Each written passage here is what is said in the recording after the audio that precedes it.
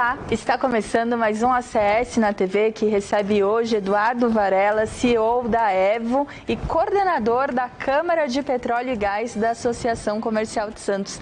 Seja muito bem-vindo, Eduardo. É um prazer, em nome da associação, ter você aqui no nosso estúdio.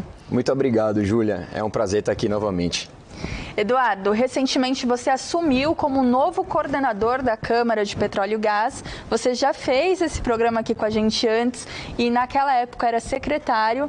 Como que é essa novidade? O que muda a partir de agora também? Olha, o que muda a partir de agora é a responsabilidade, né? Maior ainda. A gente já tinha a responsabilidade como secretário, né, de estar auxiliando na organização, desenvolvimento lá do trabalho que era feito pela Câmara. E agora coordenando mais responsabilidade ainda. Então, realmente está fomentando, está trazendo todo o movimento que a Câmara precisa para a gente desenvolver as atividades de óleo e gás aqui na região. Eduardo, e quais são os objetivos da Câmara para esse novo momento? Olha, os objetivos da Câmara de Petróleo e Gás são principalmente trazer as operações offshore de óleo e gás aqui para Santos, que é o que gera, né, o grande movimento, é o que gera grandes oportunidades, é o que desenvolve todo o ecossistema que está em volta, porque São Paulo ele já é muito forte em midstream e downstream, né, que é a parte de refino, distribuição do óleo e gás, mas o upstream, que é a exploração realmente do petróleo, a extração do petróleo do offshore, São Paulo ainda precisa se desenvolver muito. Então, assim, o principal objetivo da Câmara é realmente trabalhar com todas as outras instituições para estar trazendo esse movimento do upstream de petróleo e gás para cá. Eduardo, e quais são os maiores desafios? Você comentou que um deles realmente é trazer, né, toda essa parte aqui para a Baixada, para Santos. Existem outros também? Esse é o maior deles? Olha, Júlia, o maior desafio realmente é trazer, né, esse movimento do óleo e gás, do upstream, de trazer as operações para cá, porque nós temos um vizinho, que é o Rio de Janeiro, que tem a tradição do óleo e gás, né, do offshore. O offshore ele começou mais lá para o Nordeste, para o Norte, na região Norte para o Nordeste, veio descendo, e a gente teve o Rio de Janeiro, a Bacia de Campos, se desenvolvendo bastante. Em seguida, a gente teve a questão do pré-sal, aquela conversa toda do desenvolvimento aqui da região da Baixada Santista, né? A gente está falando de 13 anos atrás, quando eu vim morar aqui em Santos, e que realmente não acabou acontecendo aquele movimento esperado. Porque o próprio pré-sal da Bacia de Santos, a Bacia de Santos, ela vai do sul do Rio de Janeiro até o norte de Santa Catarina. Então a Petrobras e as outras empresas, elas já têm toda a base de apoio, já tinham toda a estrutura focada no Rio de Janeiro. Então eles primaram por estar explorando campos que tivessem mais próximos ao rio. Por isso que ainda não teve esse desenvolvimento. Então o nosso trabalho agora é de estar fazendo um convencimento, né, de todos esses players, esses stakeholders, de que São Paulo é sim realmente bem interessante para esse tipo de operação. E a Câmara do Petróleo e Gás também tem um potencial e pautas muito importantes. Como que vocês vão organizar essa agenda, essas reuniões, esses bate-papos, pensando numa melhoria ainda mais para a cidade, né? Excelente pergunta. Nós vivíamos momentos diferentes. A Câmara de Petróleo e Gás ela foi criada na época do boom do pré-sal, então veio muito junto à Petrobras. Depois nós tivemos aí o downturn do preço do petróleo, todos aqueles acontecimentos que fizeram, né, com que a Petrobras por si só também desinvestisse. Depois a gente teve um cenário de pandemia, então assim, muita coisa mudou. Hoje o pré-sal já não é mais a mesma coisa do que era há 10, 12 anos atrás, não é mais uma zona cinza. A gente já está falando de mais de 60%, 70% do petróleo produzido aqui no Brasil. Né? E a gente está vendo agora realmente grandes oportunidades, blocos mais próximos à costa do litoral paulista. Então, o nosso planejamento agora é realmente aproveitar esse cenário novo, onde a gente não tem só, por exemplo, a Petrobras, existem outras empresas também, o que não ocorria, né, há algum tempo atrás. Então, a gente tem a Total, que é uma petroleira francesa, a gente tem a Equinor, norueguesa, a gente tem a Carum, que é uma petroleira australiana, que estão com blocos aqui próximos. Então a ideia estamos conversando com eles, junto também com o governo do estado de São Paulo, demais stakeholders, outras instituições também que podem ajudar, né, nesse desenvolvimento, e a gente atuar de uma forma muito forte, né, no institucional. A ACS né, uma instituição extremamente respeitada, faz um trabalho incrível, né? A gente tem visto também uma diversificação maior das atividades nessas últimas 2 gestões, né, do Mauro. Então, a ideia da Câmara de Petróleo e Gás realmente é acompanhar esse movimento. Então, a gente vai estar tendo fóruns de discussão, reuniões com os principais stakeholders. Então, a gente já está movimentando agora novamente a Petrobras, que já está aqui, a Saipem também, que tem uma grande base offshore aqui, né, ali no lado do Guarujá. Então, já está sendo feito esse movimento. Além disso, juntar a academia, né, essa parte de educação, inovação. A gente tem parque tecnológico, a gente vai ter Semana de Energia, alguns projetos que estão aí, inclusive com a ACS Jovem. A gente vai convocar a ACS Jovem para estar apoiando a gente, principalmente nessa questão de inovação, né? Sem dúvidas, nós estaremos com vocês vai também. Vai ser um prazer. E, Eduardo, em resumo, quais são as maiores necessidades do setor que envolve a Câmara de Petróleo e Gás da ACS? Olha, eu diria que a Câmara de Petróleo e Gás da ACS, ela pode apoiar muito em questões institucionais, né? Por ela circular, né, bastante, tanto com o governo quanto em outras instituições reguladoras que a gente tem aqui, a presença muito forte da ACS no porto, né? Então, essa presença, por exemplo, muito forte no porto, as operações offshore, elas precisam do porto. Então, esse diálogo, tanto com a autoridade portuária, com praticagem, com órgãos ambientais, com os próprios terminais, né? A gente tem a questão da base aérea também, por exemplo. Então, a ACS, ela está ali com um papel fundamental, né, para criar essa viabilidade, até com o próprio governo do Estado de São Paulo também, porque tem questões tributárias, algumas questões de regulação. Então, a ACS vai estar fazendo esse papel aí de uma forma muito importante. Perfeito, muito obrigada, Eduardo. Agora nós vamos para o intervalo e logo, logo voltamos para o último bloco.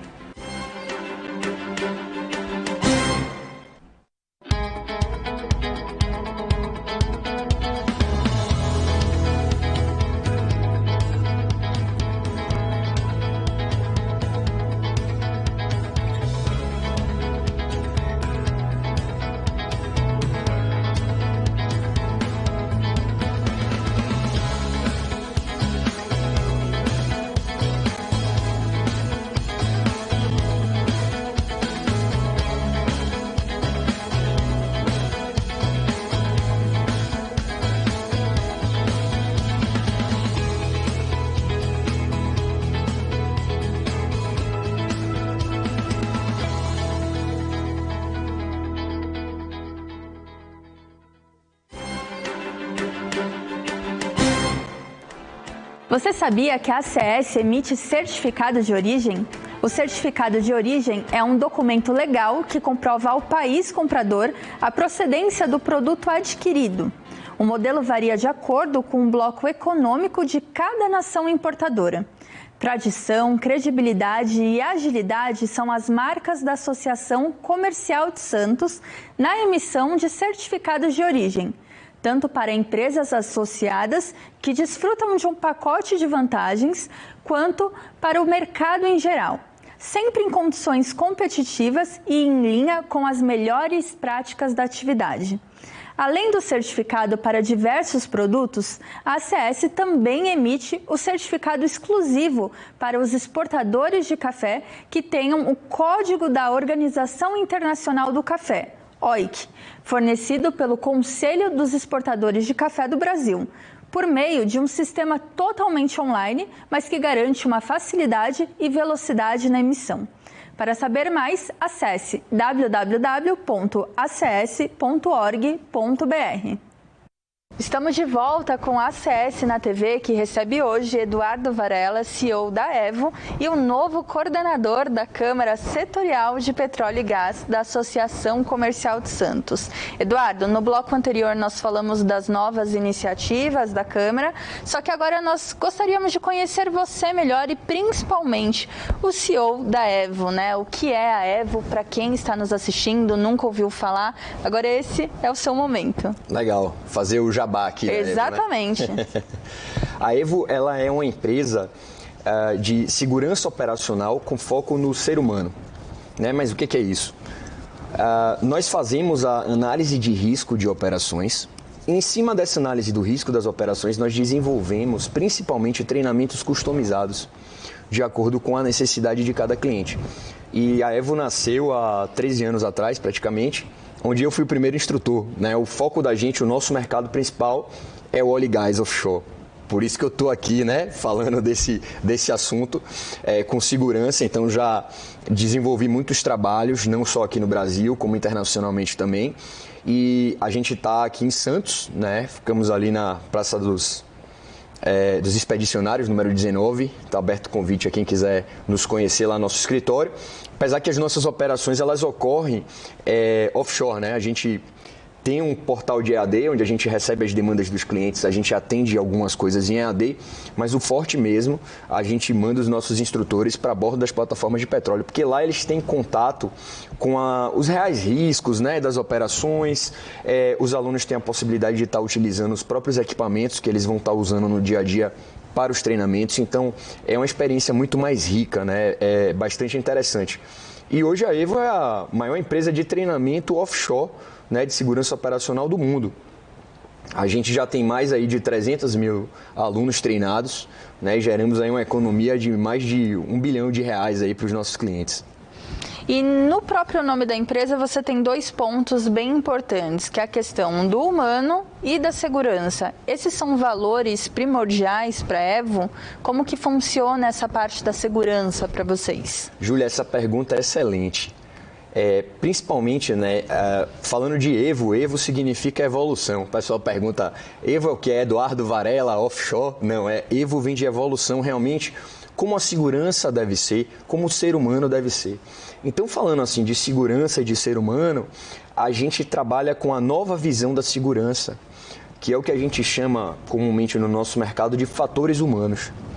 Que ao invés de você simplesmente analisar acidentes e colocar a culpa, né, fazer a famosa análise da causa raiz e colocar a culpa no ser humano, na pessoa que estava lá executando determinada atividade, é uma falha humana, a gente tem uma visão mais aprofundada através dos fatores humanos, que é buscar enxergar o que fez aquela pessoa cometer aquela falha. Quais são os erros ou pontos de desenvolvimento necessários no ambiente de trabalho que a gente precisa, né, tá desenvolvendo ali para que isso não volte a ocorrer. Então, realmente é olhar o ser humano na essência e, além disso, é o que a gente costuma dizer, né? Foco no ser humano sendo humano. Então, Human Safety Solutions não é só a solução para a segurança do ser humano, é também na humanização dos nossos serviços. Não, e realmente vocês colocam isso em prática, né? Não é só falado. E aí, uma das minhas perguntas combina bastante com o que eu vou te falar agora, que é a responsabilidade social. Na hora de escrever toda essa pauta, a gente percebeu que é também um valor muito grande de vocês. E como que é feito esse trabalho hoje? Muito legal você estar tocando nesse ponto. Esse já é um sonho antigo, tá, Júlia? A gente gosta muito de fazer o bem, né, de estar ajudando as pessoas. Essa questão de responsabilidade social ela é extremamente importante, mas a gente enxerga a responsabilidade social não apenas ajudando, principalmente financeiramente, né? O que você vê muito comum, organizações grandes contribuírem com quantias voluptuosas para apoiar instituições de caridade, o que é excelente. Mas a gente entende que a caridade, né, que a responsabilidade social, ela é melhor ainda feita com o coração. É melhor ainda quando a gente coloca a nossa energia, a gente consegue compartilhar da nossa expertise, do que a gente sabe fazer. Então a gente já tem esse sonho antigo de ensinar, principalmente, combate a incêndio, primeiros socorros, noções de segurança nas escolas e transformar isso como uma matéria realmente. Né? É tão importante, se a gente parar para ver, até do ponto de vista de políticas públicas, a economia que se pode gerar, né? Se você pegar uma cidade, até do tamanho de Santos, por exemplo, se os jovens das escolas soubessem noções básicas de prevenção a incêndio, não é nem de combate a incêndio, você ia reduzir corpo de bombeiro, né, todo o efetivo. Uma porcentagem absurda. Exatamente, aí você tem uma série de coisas e a equação vai ficando cada vez mais interessante, porque ao você fazer esse treinamento, ao você colocar esse conhecimento, você também trabalha a questão do amor e do respeito ao próximo. A gente, inclusive, já iniciou esse projeto, tá? A gente começou um piloto no Campus, que é uma instituição fantástica, né, super conhecida aqui em Santos. Eu faço parte da diretoria também, já há um bom tempo. Assim, o trabalho que é feito lá é incrível e o campus abriu as portas para a gente fazer esse piloto, que a gente carinhosamente apelidou, né, nomeou, na verdade, de Aprendiz da Segurança. Então já está sendo implementado, o resultado está sendo super positivo, agora a nível de piloto, mas esse ano ainda a gente já vai começar fazendo um volume maior. Eduardo, nos explique mais ou menos como que está funcionando, porque agora eu acredito que todo mundo tenha ficado curioso. Como que funciona esse processo com os aprendizes?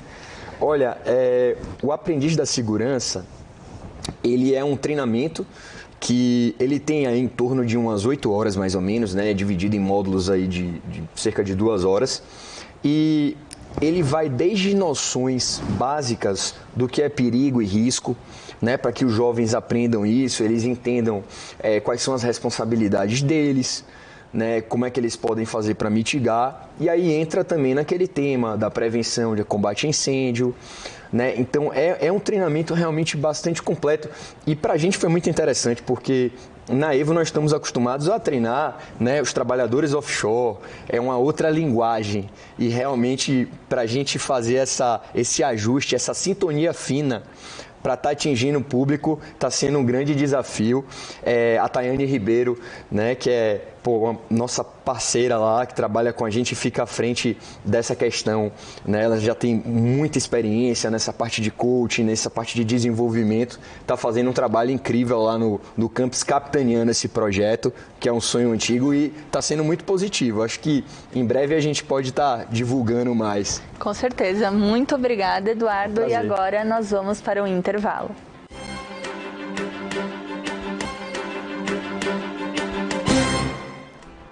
Estamos de volta com a CS na TV, que recebe hoje Eduardo Varela, CEO da Evo e o novo coordenador da Câmara Setorial de Petróleo e Gás da Associação Comercial de Santos.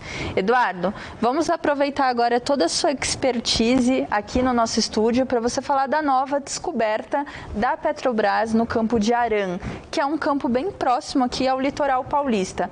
Como que essa descoberta pode ser um divisor de águas aqui para a região?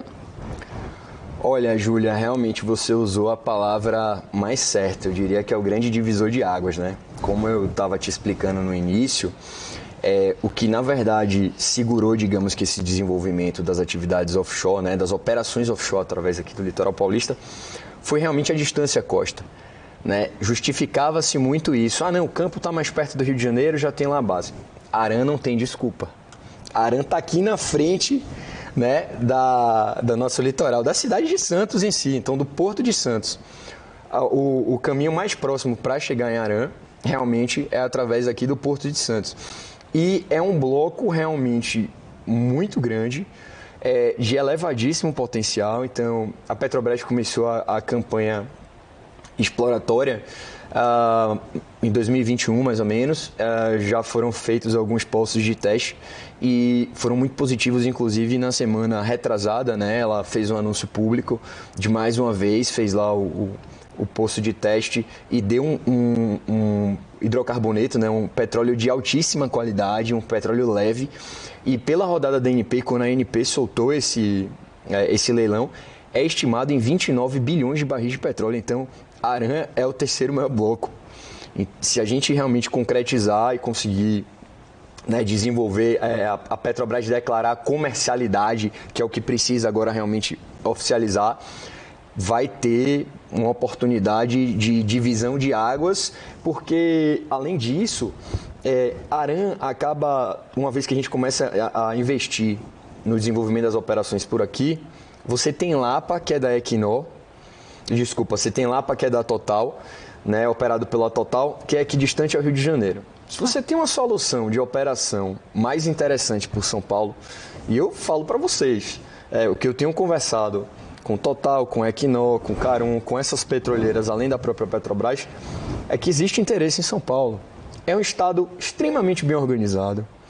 A Baixada Santista tem toda a estrutura, né? Sem querer de jeito nenhum, a gente não está aqui, gente, para tomar negócio do Rio de Janeiro, não. É vocação natural. Com certeza. Né?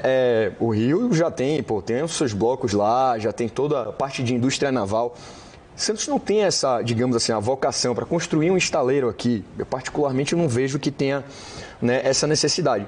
Mas as operações aqui, com certeza. Bacalhau da Equinor é mais perto aqui da costa também. Né? A gente tem a Carum, que é a petroleira australiana, operando no Neon, Baúna e Goiás, que fica mais ao sul. Mas se você tem essas operações para atender Arã, já começa a justificar.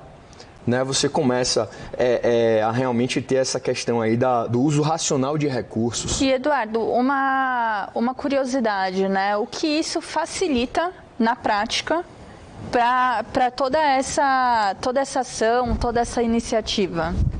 Olha, então, se você tem, né, essa primeira operação para Arã e você tem todos esses outros blocos aqui próximos, nas reuniões que a gente teve com as petroleiras, ninguém mais está interessado, Júlia, em construir sua própria base offshore. Né? Fala-se em uso racional de recursos. A gente está na fase da redução de emissão de carbono. Isso é uma pauta extremamente importante. Então, assim, uso racional. A própria Petrobras, numa reunião que a gente teve há um tempo atrás, o gerente geral falou, não, a gente não quer investir em greenfield para fazer uma base sozinho.